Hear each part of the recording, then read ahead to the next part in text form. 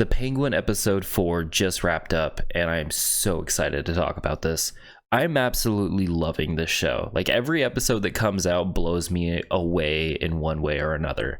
This episode especially, this is our first Sophia POV episode, and I wasn't even really sure if we were going to be getting a POV episode from Sophia, but we did, and it was great. Now, this episode picks up right after the end of episode 3. And in the episode 3 review, I was talking about how I didn't know, how much information Sophia was able to pick up on, but she clearly was able to pick up on something. And I assumed that this is going to be the last time that we get to see Sophia and Oz working together.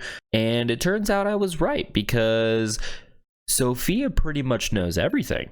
I wasn't sure if Oz was going to try and play dumb or just act like he didn't know what they were talking about, or what his real strategy was. I didn't know how he was going to get out of it. And you know what? He doesn't. He just folds. He starts spilling everything to the Maronis. He's lying pretty much. Well, I guess he could be lying. He probably is lying. It's hard to tell with this guy because you just don't know. You don't know where his loyalties truly are. Well, you do. His loyalties are to himself. And whoever gets hurt or whoever he has to betray, it doesn't matter. So he folds. He just basically outright in front of Sophia says, no, I was never with the Falcones. I was just using them because I got to get the drugs for the Maroni family.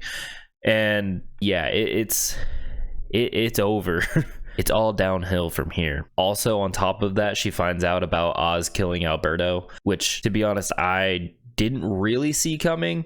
One of the main focuses of this episode is trust, or more so, how trust gets broken. And I find it pretty ironic that Oz was literally 5 seconds ago talking to Sophia about how she should trust him. I don't know how to trust you. How about I keep showing you how? Gotta fucking go now! What about Sophia? Fuck! Leave her! I also mentioned in a previous review about how it feels like Sophia just has a really hard time trusting men, specifically. And this episode really fully dives into that and shows you exactly why. And I'll be real, she has a great reason to have a lot of trust issues. She was betrayed by pretty much every man in her life, especially her father. The only person that she wasn't really betrayed by was her brother, who Oz kills. If you feel like she's overreacting at all, this episode really just justifies whatever it is to come. Now, like I said, this is Sophia's episode. There really is very little Oz in this episode. We get to see the history between Sophia and Oz. We get to see who Oz was like when he was a driver, before he was the big, powerful, I guess he's not so powerful now that Carmine's dead, but, the big, tough gangster type. He was just a driver. And I think Colin Farrell did a really good job at dialing that character down quite a bit to play this more henchman type of character versus mob boss. And, I really liked the dynamic that Sophia and Oz had before Sophia's getting admitted to Arkham.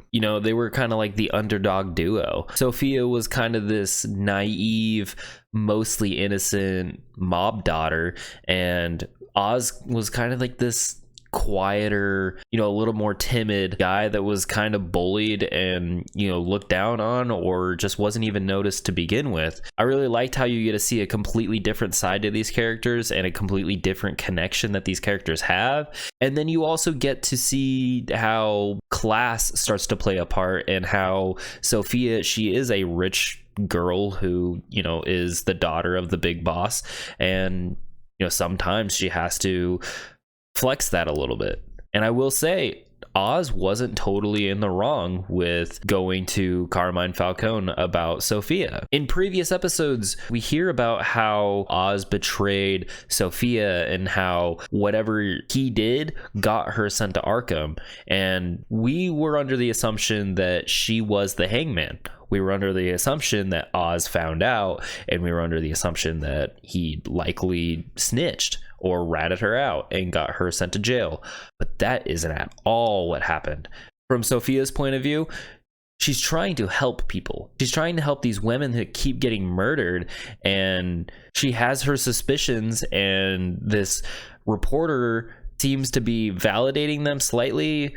She seems very conflicted. She doesn't really quite know what to do, and neither does Oz, because he sees this go down, but he doesn't know the details. You can see throughout the episode that Oz is always listening. In the scenes that he is in, he's always keeping an ear to what is going on. He's always paying attention. And when he starts to get the sense that Sophia is acting strangely, she's trying to dig into Carmine Falcone's personal matters, and now she's speaking to reporters, he reports it to his boss. Now, there was no way for Oz to know what was going to happen to Sophia. I really don't think that Oz knew about Carmine. So really, he wasn't fully in the wrong for doing that. He had no way of knowing what was going to happen. And you can even see his reaction when Sophia gets arrested. He seems like he's genuinely upset by it, and he's trying to, help her. He does care. I think that might be like the one little bit of truth that we've gotten from him, is that he does care about her,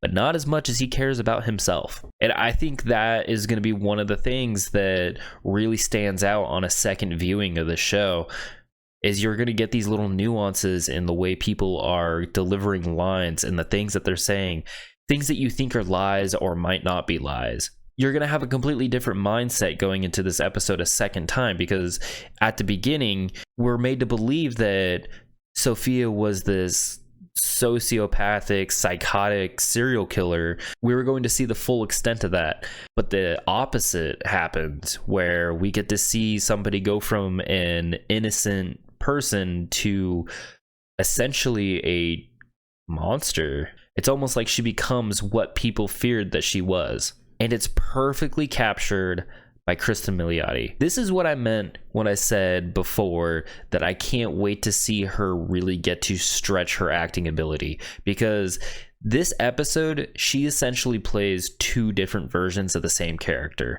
The young, innocent, naive character, and the tortured, damaged, complex version of that character. And it's really exemplified by the conversation that she has with her cousin, how the first time we see them, it's very awkward. It is very tense. There's a tension in the air between the two of them talking.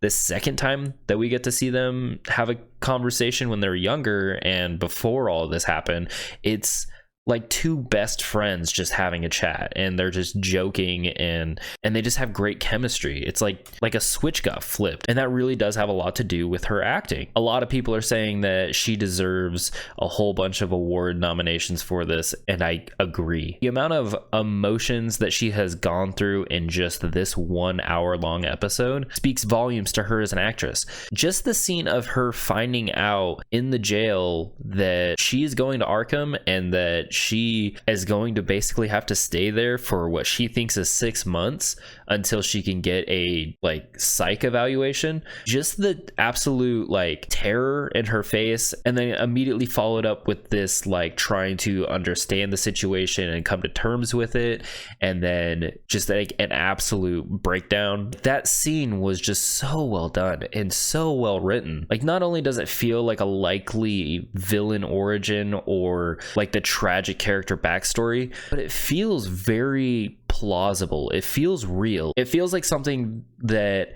almost anybody could have happened to them, or is deeply afraid of happening to them. Maybe the details aren't exactly the same, but basically everybody not believing what you have to say, and no matter what you do, it just seems like everybody thinks you're crazy. It all helps to really bring this character to life. It feels like a real person, and I really hope she sticks around, and I hope that she finds her way into the next Batman film or the third Batman film. I don't want this one season to just be all that we get with her, because I really do feel like she has a lot of staying power. The show is really standing on its own, and we are 4 episodes into this, and I am 100% invested. I'm invested in all of the characters. I'm invested in the story. I really can't wait to see how all of this unfolds, and where these characters end and where they begin. And they've done this without the Batman.